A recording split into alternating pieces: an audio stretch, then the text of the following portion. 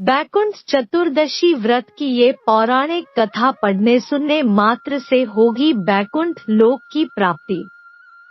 कथा 1। बैकुंठ चतुर्दशी की पौराणिक कथा के अनुसार एक बार की बात है, नारद जी पृथ्वी लोक से घूमकर बैकुंठ धाम पहुँचते हैं। भगवान विष्णु उन्हें आदरपूर्वक बिठाते हैं और प्रसन्न होकर उनके आने का कारण पूछते हैं।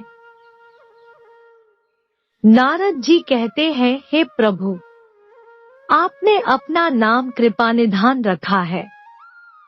इससे आपके जो प्रिय भक्त हैं वही तर पाते हैं। जो सामान्य नर नारी है वह वंचित रह जाते हैं। इसलिए आप मुझे कोई ऐसा सरल मार्ग बताएं जिससे सामान्य भक्त भी आपकी भक्ति कर मुक्ति पा सके। यह सुनकर विष्णु जी बोले, हे नारद, मेरी बात सुनो।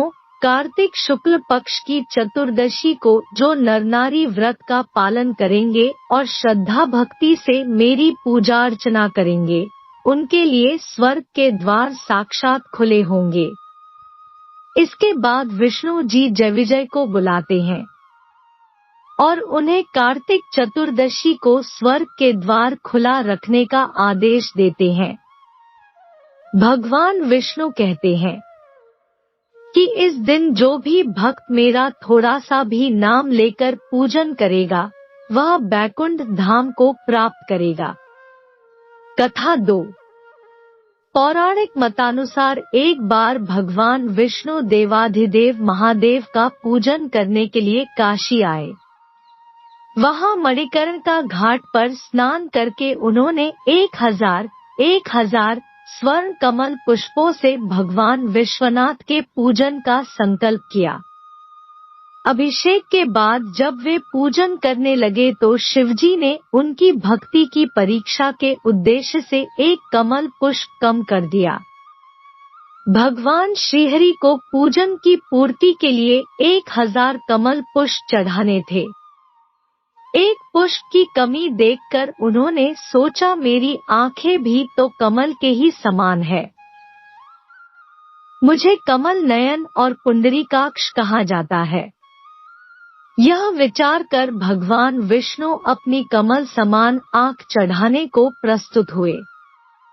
विष्णु जी की इस अगाध भक्ति से प्रसन्न होकर देवाधिदेव महादेव प्रकट होकर बोले, हे विष्णु, तुम्हारे समान संसार में दूसरा कोई मेरा भक्त नहीं है।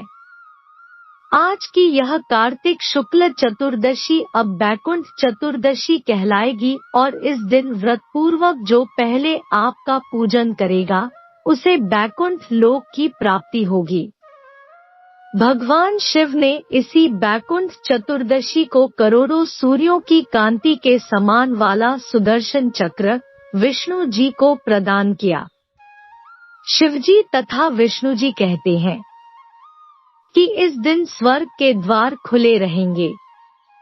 मृत्यु लोक में रहने वाला कोई भी व्यक्ति इस व्रत को करता है वह अपना स्थान बैकुंठ धाम में सुनिश्चित करेगा। कथा 3। जब पापी धनेश्वर ब्राह्मण को हुई बैकुंठ धाम की प्राप्ति। धनेश्वर नामक एक ब्राह्मण था जो बहुत बुरे काम करता था। उसके ऊपर कई पाप थे। एक दिन वो गोदावरी नदी में स्नान के लिए गया। उस दिन बैकुंठ चतुर्दशी थी। कई भक्तजन उस दिन पूजा अर्चना कर गोदावरी घाट पर आए थे। उस भीड़ में धनेश्वर भी उन सभी के साथ था। इस प्रकार उन श्रद्धालुओं के स्पर्श के कारण धनेश्वर को भी पुण्य मिला।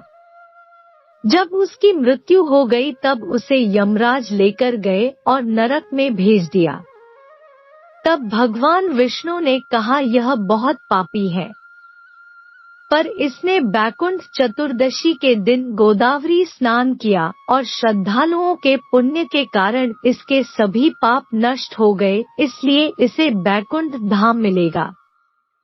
अतः धनेश्वर को बैकुंठ धाम की प्राप्ति हुई। दोस्तों, वीडियो अच्छा लगा हो तो वीडियो को लाइक और शेयर करें और ऐसे ही वीडियो देखने के लिए हमारे चैनल को जरूर सब्सक्राइब कर ले। धन्यवाद।